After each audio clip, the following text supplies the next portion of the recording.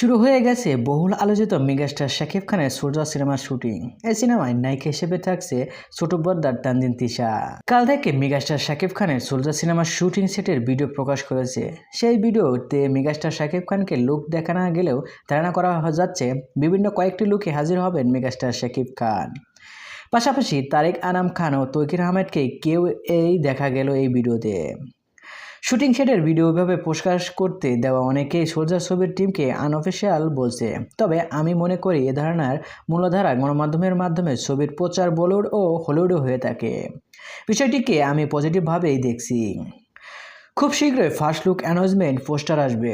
So viewers, Shakib খানের এই soldier সিনেমায় দেখে আপনাদের কি মতামত? আপনাদের এই পোস্টার কি আসবে তে কি এক্সাইটেড কমেন্ট করে জানিয়ে দিন। আর হ্যাঁ, বিনোদন জগতের সকল খবর পেতে চ্যানেলটি সাবস্ক্রাইব করুন।